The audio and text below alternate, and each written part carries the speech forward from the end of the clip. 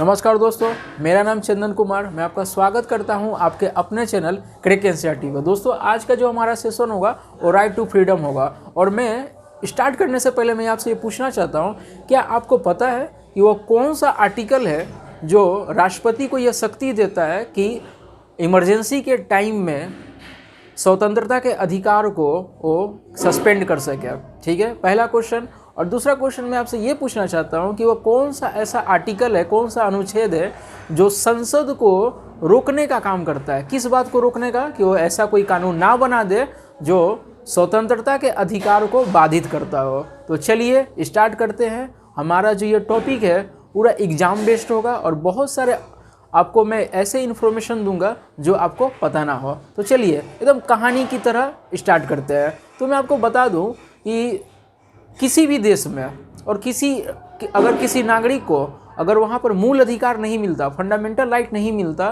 तो वो अपना जीवन का सर्वांगीण विकास नहीं कर सकता। और फंडामेंटल राइट इसलिए दिए जाते हैं लोगों को कि लोग अपना सर्वांगीण विकास कर सके। क्योंकि अगर हमारे पास अगर कोई अधिकार नहीं रहा समानता का, स्वतंत्रता का, तो हम लोग जिएंगे जरूर, पर ये जो हमारा लाइफ होगा वो एक गुलाम की तरह होगा, क्योंकि हम अपने फैसले अपने से ले नहीं पाएंगे। तो चलिए स्टार्ट करते हैं राइट टू फ्रीडम। मैंने इसके पहले एक और वीडियो बनाया है समानता का अधिकार, उसको ज़रूर आप देखिए। बहुत सारे इन्फॉर्मेशन मैंने वहाँ पे दिया है। ठीक है, चलिए स्टार्ट करते हैं।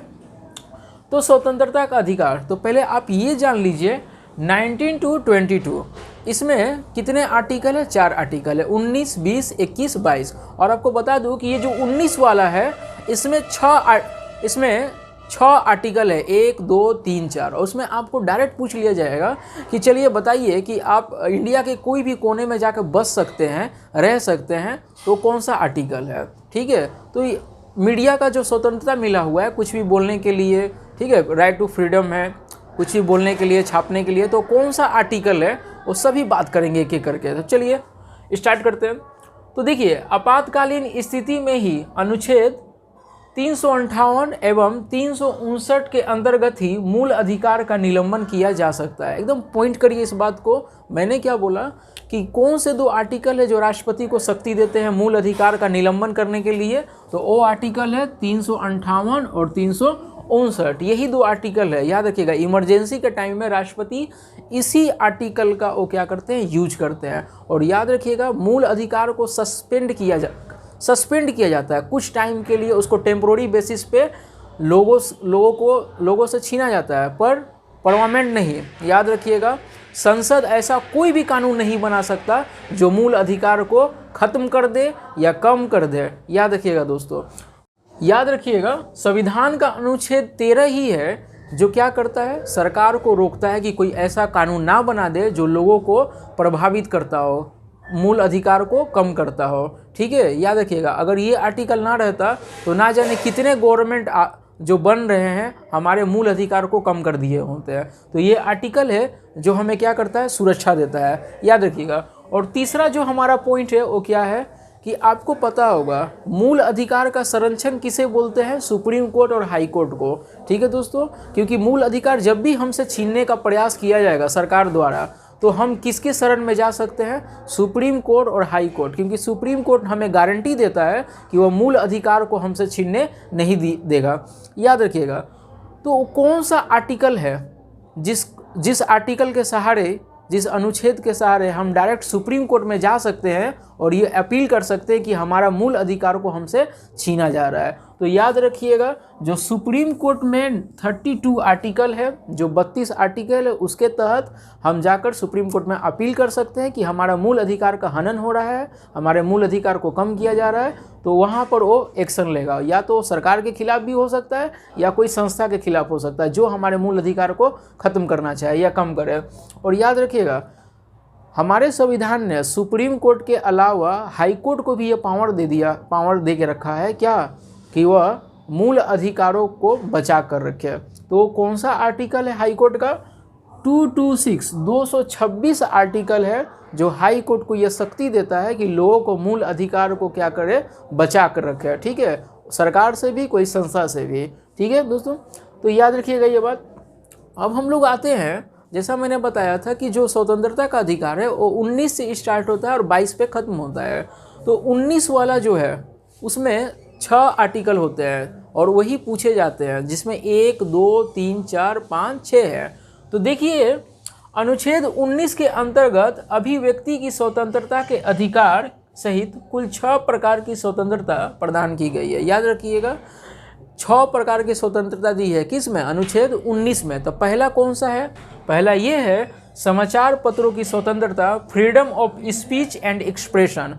याद रखिएगा ये बहुत बड़ा मूल अधिकार है हमारे पास। ये अधिकार हमें इस बात का शक्ति देता है कि हम सरकार के खिलाफ भी बोल और लिख सकते हैं। मतलब उसके अगर सरकार ने कोई भी गलत कानून बनाया तो हम उसका विरोध कर सकते हैं, क्योंकि ये हमारी आज़ादी है। ठीक है, हमें कोई दबा नहीं सकता। और यही आर्टिकल जितने भी प्रेस हैं, जितने भी मीडिया हैं, उनको अधिकार देता है कि वह जितने भी गलत काम हो रहे हैं उनको उजागर करे, देश के सामने लाए, और उनका मुंह कोई बंद नहीं कर सकता। आपको भी पता होगा कि मीडिया का क्या रोल है। मीडिया को लोकतंत्र का चौथा स्तंभ बोलते हैं। ठीक है दोस्तों, याद रखिएगा चौथा स्तंभ बोलते हैं।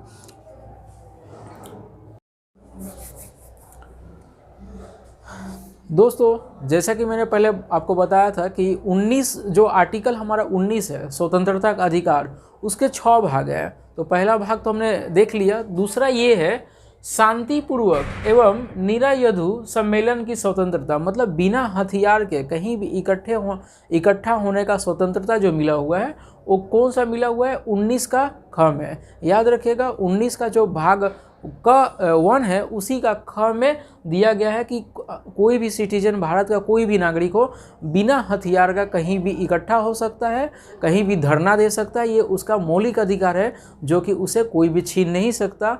ये महात्मा गांधी के आदर्शों पे ये आधारित है, क्योंकि महात्मा गांधी भी क्या करते थे, अंग्रेज़ों के जितने भी कानून होते थे उनका विरोध करने के लिए वो बिना हथियार का शांतिपूर्वक वो धरना देते थे। ठीक है, जो कि एक बहुत बड़ा अस्त्र है। ठीक है दोस्तों, तो याद रखिएगा। उसके बाद संगम या संघ बनाने की स्वतंत्रता, ये 19 का ग में दिया गया है। मतलब भारत का कोई भी नागरिक कोई भी संघ बना सकता है, वो पॉलिटिक्स ज्वाइन कर सकता है, अपना खुद का पार्टी बना सकता है, अपना खुद का कोई संस्था बना सकता है, उसको कभी रोका नहीं जाएगा। ठीक है, कोई भी चैरिटी स्टार्ट कर सकता है। देखिए दोस्तों मैं आपको बता दूं, ये जो हमारा जो संघ बनाने की स्वतंत्रता है, ऐसा नहीं है कि हम कोई भी संघ बना ले, आतंकवादी संघ बना ले, ऐसा नहीं होगा। क्योंकि हमारा जो संविधान है वो हमें आज़ादी तो दिया हुआ है, पर कुछ चीज़ों पे हमें रोक भी लगाता है। जैसे हमारा कोई भी संघ या कोई भी ग्रुप ऐसा नहीं बनना चाहिए जो देश की सुरक्षा के लिए खतरा हो। याद रखिएगा अगर देश की सुरक्षा के लिए खतरा है तो ये स्वतंत्रता आपको नहीं दी जाएगी। ठीक है दोस्तों, चलते हैं दूसरे। भारत के किसी भी राज्य में सर्वत्र आबाद संचरण की स्वतंत्रता। आप मतलब ये जो अधिकार है इसमें आप इंडिया के कोई भी कोने में जाकर घूम सकते हैं, आपको वहाँ पे जाने से कोई रोक नहीं सकता।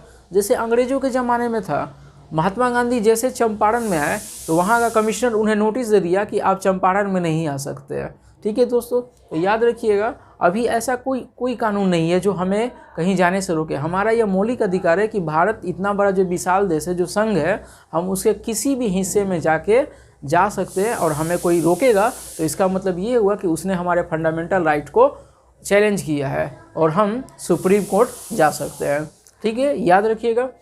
और मैं आपको बता दूं कि सुरक्षा के लिहाज से गवर्नमेंट हमें कहीं कहीं पे जाने से रोक भी सकता है। जैसे आपको मैं बता दूं, जो बॉर्डर के जो इलाके होते हैं जम्मू कश्मीर में, वहाँ पे सुरक्षा का दृष्टिकोण से वहाँ पे आम नागरिकों को वहाँ जाने से रोका जाता है, जिससे कोई फ़र्क नहीं पड़ने वाला है दोस्तों। ठीक है, क्योंकि वो संवेदनशील इलाका है, वहाँ नहीं जाना ही सही रहेगा। उसके बाद देखते हैं, भारत के राज्य क्षेत्र में किसी भाग में निवास करने और बस जाने की स्वतंत्रता, ये क्या है? 19 का अंग है। मतलब इंडिया के कोई भी कोने में जा भी सकते हैं और वहाँ बस भी सकते हैं और वहाँ कोई भी काम स्टार्ट भी कर सकते हैं। ये कौन सा आर्टिकल बोलता है? 19 का अंग। और याद रखिएगा यही सब आपको पूछ लिया जाएगा कि 19 का क है, ख है या ग है। तो याद रखिएगा अगर आप इंडिया के कोई भी कोने में जाके बस जा रहे हैं, वहाँ रहना स्टार्ट कर दे रहे हैं, तो ये आपका मौलिक अधिकार है, जो कि कौन सा आर्टिकल है, 19 का अंग है। याद रखिएगा, ये पहले जम्मू कश्मीर पे लागू नहीं होता था, पर अब जम्मू कश्मीर पे भी ये लागू होने लगा, क्योंकि जम्मू कश्मीर को आप पता ही होगा अब वो राज्य नहीं रहा, केंद्र शासित प्रदेश बना दिया गया है, और उसका जो अपना संविधान था, आर्टिकल 370 था, उसको ख़त्म कर दिया गया। अब वो भी एक सामान्य केंद्र शासित प्रदेश की तरह हो गया है। अब हम वहाँ पे जाकर बस भी सकते हैं, वहाँ पे कोई नौकरी भी कर सकते हैं, मतलब अब हमें कोई रोक टोक पहले की तरह नहीं रहेगा। याद रखिएगा इस बात से उसको। उसके बाद कोई वृत्ति, व्यापार या कारोबार करने की स्वतंत्रता। आप इंडिया में हैं, आपका मौलिक अधिकार है कि अपने जीवन को चलाने के लिए आप कोई भी अपना बिजनेस स्टार्ट कर सकते हैं, कोई नया काम शुरू कर सकते हैं। पर याद रखिएगा दोस्तों, इस पे भी कुछ लिमिटेशन है। लिमिटेशन ये है, आपको आज़ादी है कि आप अपना बिजनेस स्टार्ट करिए, पर वो बिजनेस कोई बंदूक का नहीं होना चाहिए, ठीक है, कोई हथियार का नहीं होना चाहिए। इसका मतलब ये है कि कोई भी आप ऐसा बिजनेस शुरू करिए जो संविधान के दायरे में हो। दोस्तों, हमारा अगला जो नेक्स्ट आर्टिकल है वो आर्टिकल 20 है, और ये आर्टिकल 20, 21 और 22 बहुत ही इम्पोर्टेंट है, क्योंकि इनसे हमारा लाइफ जुड़ा हुआ है। तो क्या है, इस पर देख लेते हैं। अनुच्छेद 20 का संबंध अपराधों के लिए दोष सिद्धि के संबंध में संरक्षण। मतलब ये है कि जब तक आपका अपराध सिद्ध नहीं हो जाता, तब तक आपको दोषी नहीं माना जाएगा, और एक अपराध के लिए एक ही सज़ा होगा। याद रखिएगा कौन सा आर्टिकल है, आपका आर्टिकल 20 है। ठीक है दोस्तों, जब तक अपराध सिद्ध नहीं होता, तब तक आपको कोई भी अपराधी नहीं कह सकता। दोस्तों, अनुच्छेद 21 का संबंध प्राण एवं दैहिक स्वतंत्रता के संरक्षण से है। मतलब कि आपका जो लाइफ है उसका गारंटी कौन लेता है, संविधान लेता है, कि आपको आत्मसम्मान को, आपका गरिमा को कोई भी ठेस नहीं पहुंचा सकता। याद रखिएगा आर्टिकल कौन है, 21 है, और इसी में क्या है, शिक्षा का अधिकार है। शिक्षा का अधिकार 21 में ही आता है। याद रखिएगा, राइट टू एजुकेशन एक्ट। इसमें क्या है, 6 साल से 14 साल के जो बच्चे हैं उनको स्कूल में पढ़ना होगा, ठीक है। अगर उनके पेरेंट्स 6 साल और 14 साल के बीच के बच्चों को अगर स्कूल नहीं भेजते, तो ये क्या है, कानूनी अपराध है, और उसके लिए उनको सज़ा मिल सकता है, क्योंकि बच्चे हमारा देश का भविष्य है। अगर वो बाल मजदूरी में लग गए तो उनका भविष्य तो खराब होगा ही। इसके साथ ही हमारा देश का निर्माण के लिए जो हम लोग देश निर्माण के जो प्रक्रिया में हम जो लगे हुए हैं, उसमें काफ़ी हद तक रुकावट आएगी, ठीक है।